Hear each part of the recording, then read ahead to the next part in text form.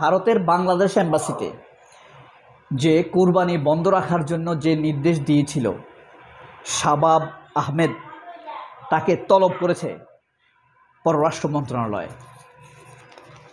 এই যে দেখেন, নিউজটি দেখেন। কোরবানি বন্ধের নির্দেশদাতা শাবাব আহমেদকে ঢাকায় তলব। 48 ঘন্টা খুবই গুরুত্বপূর্ণ। ডক্টর ইউনূসকে নিয়ে আমার দেশ নিউজটি করেছে। কেন বললো 48 ঘন্টার কথা? 48 ঘন্টা কি হবে, একটু পয়েন্টগুলো দেখি। ডক্টর ইউনূসের পদত্যাগের হুমকি, তিনি বলেছেন পদত্যাগ করবেন। তিনি পদত্যাগ করলে আমাদের দেশের কপালে খারাপই আছে। বিএনপি ও এনসিপি পাল্টাপাল্টি 6 উপদেষ্টার পদত্যাগ চেয়েছে। অর্থাৎ এনসিপি নাসির পাটোয়ারি, সালেউদ্দিন, তারপরে আপনার আসিফ নজরুল, এদের পদত্যাগ চেয়েছে। এদের পদত্যাগ আমিও চাই। আবার বিএনপি থেকে আসিফ মাহমুদ এবং মাহফুজ আলমের পদত্যাগ চাওয়া হয়েছে। সমস্যা সমাধানে সর্বদলীয় বৈঠক ডাকার আহ্বান করেছে জামায়াত। অর্থাৎ ডক্টর ইউনূসকে বলেছে সর্বদলীয় দল বৈঠক ডাকুন। প্রধান উপদেষ্টার সঙ্গে নাহিদ ইসলামের সাক্ষাৎ। নাহিদ ইসলাম সবচাইতে বুদ্ধির কাজটা করেছে। দেখেন, হাসনাত, মাহফুজ সব হাউকাউ করেছে। মাহফুজ একটা পাগলের মতো হাউকাউ করলো না, শুধু তোর ফেসবুক স্ট্যাটাস দিয়ে মানুষ শুনবে বেটা। সবচেয়ে ভালো কাজটাই করেছে কে? নাহিদ ইসলাম। আমি নাহিদ ইসলামের উপরে তুলনামূলক বাংলাদেশে বর্তমানে যত রাজনৈতিক নেতা আছে তার মধ্যে প্রম্পট অ্যাটেম্প্ট নিতে পারে, দ্রুত পদক্ষেপ নিতে পারে, তুলনামূলকভাবে সবটাইতে আমি দেখছি নাহিদ ইসলামের কাছে। তার কথার যেমন ধার আছে তেমনি ওয়েট আছে। দু একটি মন্তব্য হয়তো ভুল করেছে, কিন্তু সব রাজনীতিকদের চাইতে তার ওয়েট সবচাইতে ভালো। আপনারা আমার সাথে মিলিয়ে দেখবেন, বিশ্বাস না হলে। যখন আপনার সবাই বলতেছে হাসিনা পালাইছে, স্বৈরশাসক গেছে, বঙ্গবন্ধুকে তো সম্মান করতে হবে, নাহিদ এক কথা বলেছে, কিসের বঙ্গবন্ধু জাতির জনক, কিসের জাতির জনক? এক কথায় সারা দেশ বদলে গিয়েছে। এ হলো তার কথার ওজন। এরকম একটি কথা জামায়াত কি বলতে পারবে? বিএনপির দ্বারা সম্ভব? বলা হলেও এই কথার কি এত ওয়েট থাকবে? থাকবে না। মাহফুজ আলমেরও সেটা নাই, ধারে কাছেও নাই।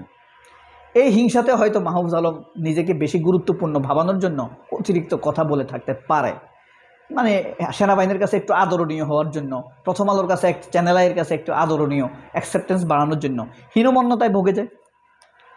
সেনাপ্রধানের বক্তব্য অস্থিতিশীল পরিবেশ তৈরি করবে এম শহীদুজ্জামান, পররাষ্ট্র বিশেষজ্ঞ, রাজনৈতিক বিশেষজ্ঞ। এই 48 ঘন্টা কেন গুরুত্বপূর্ণ? আগামী 48 ঘন্টা দেশের জন্য খুবই গুরুত্বপূর্ণ। এ সময় যে কোনো বড় ঘটনা ঘটার আশঙ্কা দেখা দিয়েছে। উপদেষ্টা পরিষদের নিয়মিত সভা শেষে প্রধান উপদেষ্টা মোহাম্মদ ইউনূস গতকাল বৃহস্পতিবার কয়েকজন উপদেষ্টাকে নিয়ে 4 ঘন্টা রুদ্ধদ্বার বৈঠক করেন। তিনি পদত্যাগের ইঙ্গিত দেন এবং শনিবার জাতির উদ্দেশ্যে ভাষণ দেওয়ার প্রস্তুতি নিচ্ছেন। আমি মনে করি ভাষণ দেওয়ার আগেই আসিফ নজরুল, মোস্তফা সারোয়ার ফারুকী, শারমিন, এই 3 জনের অবশ্যই দ্রুত পদত্যাগ করা, সাসপেন্ড করা উচিত। পদত্যাগ না করলে উপদেষ্টা পরিষদ অনেক হালকা হয়ে যাবে। তরুণ একদম জকজকা ছাত্রদের মধ্য থেকে অথবা পত্রিকা সম্পাদকদের মধ্য থেকে যারা বিপ্লবের পক্ষে, যেমন মাহমুদুর রহমান হইতে পারে, অথবা ইলিয়াস হোসেন কনক সারোয়ারকে নিয়ে আসেন। দেশের আইডিয়া বদলে যাবে, আইডিয়া বদলে যাবে একদম। ভয় পাওয়ার কিছু নাই। আসিফ নজরুল, মোস্তফা সারোয়ার ফারুকীদেরকে দিয়ে নতুন কিছু হবে না। ফ্যাসিবাদের সময় এরা আরামে ছিল, শারমিনরা আরামে ছিল, ফরিদা, এই যে ফরাদ মাজারের বউ, সেও আরামে ছিল। সুতরাং এই 3-4 জনকে খুব দ্রুত সাসপেন্ড করতে পারলে উপদেষ্টা পরিষদ, এবং দ্রুত ইয়াং দেখে কয়েকজন নিতে পারলে উপদেষ্টা পরিষদ হালকা হয়ে যাবে। লতিফুল ইসলাম শিবলিকে নেন, নজরুল ইনস্টিটিউটের মহাপরিচালক যিনি, খুব দ্রুত নেন। আপনি ইয়েকে নিতে পারেন, ইশরাককে নিতে পারেন, কোনো সমস্যা নাই। তরুণ দেখে নেন আপনারা। সাদেক কায়েমকে নেন, সমস্যা কি? সিবগাতুল্লাহকে নেন, মঞ্জুকে নেন, সমস্যা নাই।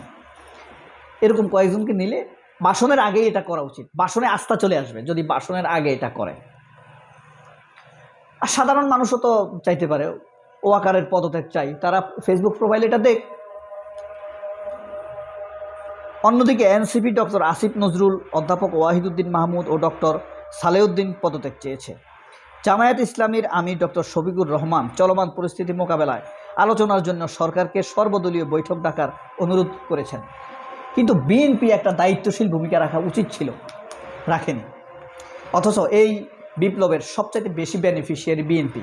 মির্জা আব্বাস মুক্তি পেয়েছে, রুহুল কবির রিজভী মুক্তি পেয়েছে, তারেক রহমান মামলা থেকে খালাস পেয়েছে, খালেদা জিয়া মুক্তি পেয়েছে। ছেলেদের প্রতি তাদের আন্দোলন কৃতজ্ঞতা থাকা উচিত বলে আমি মনে করি, আমার হৃদয়ের দাবি এটা। সেনাপ্রধানের বক্তব্য ডিসেম্বরের মধ্যে নির্বাচন দিতে হবে। আচ্ছা, সেনাপ্রধান কি এই কথা বলার কোনো এখতিয়ার রাখে? আবার সেনাপ্রধান বলেছে আমার কোনো অভিভাবক নাই, আমি অভিভাবকহীন, অর্থাৎ তিনি ডক্টর ইউনূসকে মানেন না। এই জিনিসগুলো কিন্তু দেশে অস্থিতিশীল পরিস্থিতি তৈরি করেছে। আবার একই সাথে এই সেনাবাহিনী জাতিসংঘে অনেক ভূমিকা রাখছে, কিন্তু জাতিসংঘ দেখবে এই সেনাপ্রধানের তো পেশাদারিত্ব নাই, তার বসকে সে অভিভাবক মানে না। তো নির্ভরযোগ্য সূত্র জানা গেছে প্রধান উপদেষ্টা মোহাম্মদ ইউনূস জাতির উদ্দেশ্যে ভাষণ দেওয়ার প্রস্তুতি নিচ্ছেন। এদিকে সেনাপ্রধানের বক্তব্য, হাইকোর্ট থেকে ঢাকা দক্ষিণ সিটি কর্পোরেশন মেয়র পদে ইশরাক হোসেনের শপথ পড়ানোর আদেশ, বিএনপির স্থায়ী কমিটির জরুরি সংবাদ সম্মেলন, 3 উপদেষ্টার পদত্যাগ দাবি, শাহবাগে ছাত্রদলের অবস্থান সরকারকে বিব্রতকর অবস্থায় ফেলে দিয়েছে। অর্থাৎ সেনাবাহিনী আসলে তার যে ভূমিকা, পেশাদারিত্ব রাখতে পারে নাই, এখন দেশপ্রেমিক হয়ে গেছে। যে দেশের বন্দর না, চট্টগ্রাম বন্দর তিনি কারোর হাতে তুলে দিতে দিবেন না, এটা কি ফাইনাল হয়েছে? আর ভারত যে 12 বছর 16 বছর যাবৎ বন্দর হ্যান্ডেল করছে, হাসিনা যে তুলে দিয়েছে, কই তখন তো আপনি কথা বলেননি। হাসিনা যে ভারতের হাতে তুলে দিয়েছে, তখন তো আপনি দেশপ্রেম দেখালেন না ভাই। আপনি এই দেশের সন্তান হয়ে থাকতে পারলেন না। আপনার আমাদের ট্যাক্সের টাকাই তো আপনি চলেন, বইয়ের শাড়ি, আপনার বাচ্চার খাওয়া দাওয়া, স্কুল চলে। বারবার এই কথা বলে যাব, আল্লাহর কাছে বিচার দিয়ে যাব আপনার কাছে। আল্লাহ আপনার বিচার করুক, আপনার পরিবারের বিচার করুক। ডক্টর মোহাম্মদ ইউনূস সরকারের দায়িত্ব ছেড়ে দেওয়ার মতো কঠিন সিদ্ধান্ত নিতে পারেন বলে উচ্চ পর্যায়ের সূত্র থেকে এই আশঙ্কা প্রকাশ করা হয়েছে। তাহলে পরিস্থিতি কঠিন, অর্থাৎ ভাষণ পর্যন্ত 48 ঘন্টা কাউন্ট করা হয়েছে। এই কারণে 48 ঘন্টা বলেছে, এই কারণে এই পর্যন্ত আপনাদেরকে পড়ে শোনালাম।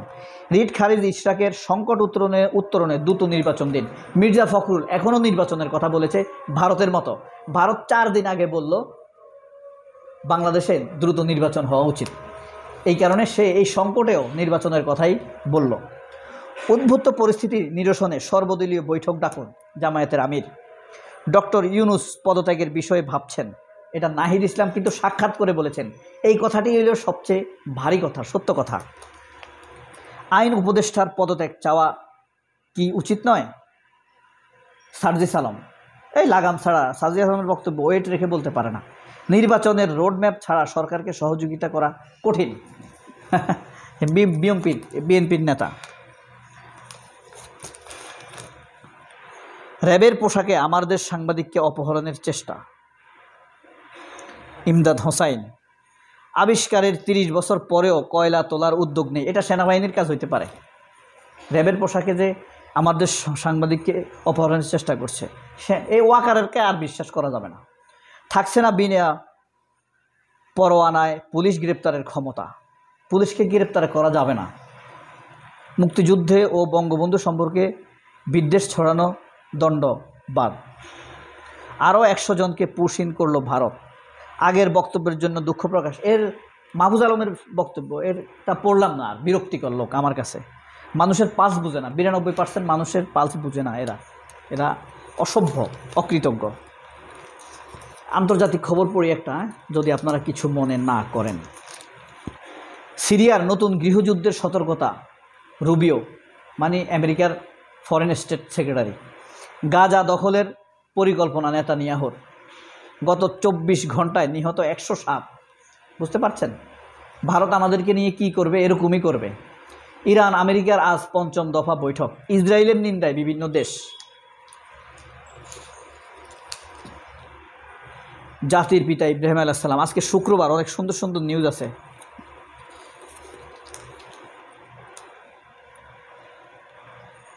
স্বাধীনতার পতাকাবাহী নিঃসঙ্গ শেরপা। সবাই অনেক ভালো থাকবেন। আল্লাহ হাফেজ। আসসালামু আলাইকুম।